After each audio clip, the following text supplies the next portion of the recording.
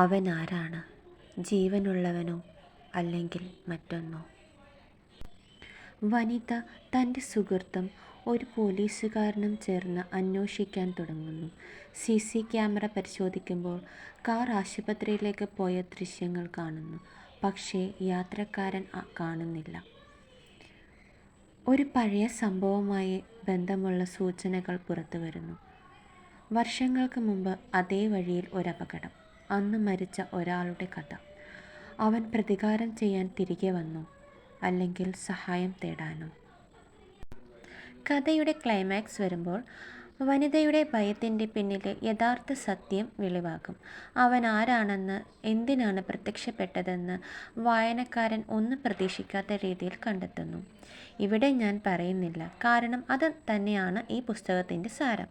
നിങ്ങൾ തന്നെ വായിച്ചാൽ മാത്രമേ ആ ട്വിസ്റ്റിൻ്റെ തീവ്രത അനുഭവിക്കാനാകൂ. അഖിൽ പി ധർമ്മജൻ തൻ്റെ എഴുത്തിലൂടെ ഒരു രാത്രിയുടെ ഇരുട്ടും മഴയും സസ്പെൻസും ഒരുമിച്ച് ചേർത്തിരിക്കുന്നു.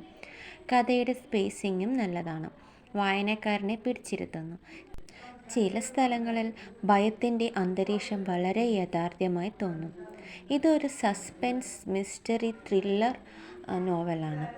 വായിക്കാൻ ഏറ്റവും നല്ല അനുയോജ്യമായ സമയം രാത്രി 12 മണിക്ക് ശേഷം ലൈറ്റുകൾ ഓഫ് ചെയ്തിരുന്ന് വായിക്കുന്നതാണ്.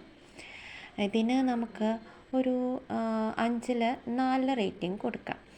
രാത്രി 12-ന് ശേഷം ഒരു രാത്രി, ഒരു അപകടം, ഒരു രഹസ്യം നിങ്ങൾ വായിച്ചു കഴിഞ്ഞാൽ അടുത്ത തവണ രാത്രി 12-ന് ശേഷം റോഡിലൂടെ പോകുമ്പോൾ നിങ്ങൾക്ക് പിന്നിൽ നോക്കാതെ ഇരിക്കാൻ കഴിയില്ല.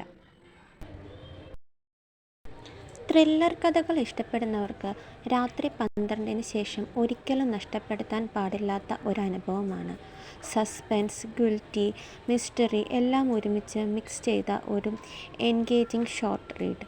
എന്നാൽ ചില ഭാഗങ്ങളിൽ പേസ് സ്ലോ ആകുന്നുണ്ട്, പക്ഷേ എൻഡിലെ ട്വിസ്റ്റ് അത് ആ കുറവ് നികത്തുന്നു. നിങ്ങൾ ഈ കഥ വായിച്ചിട്ടുണ്ടോ? ഉണ്ടെങ്കിൽ നിങ്ങളുടെ അഭിപ്രായം കമൻറ്റ് ബോക്സിൽ പറയൂ. വീഡിയോ ഇഷ്ടപ്പെട്ടെങ്കിൽ ലൈക്കും ഷെയറും ചെയ്യാൻ മറക്കരുത്. പുതിയ വീഡിയോകൾക്കായി സബ്സ്ക്രൈബ് ചെയ്യാനും ബെല്ലൈക്കൺ ഓൺ ചെയ്യാനും മറക്കരുത്. ഇനി മറ്റൊരു കഥയുമായി കാണാം. നന്ദി.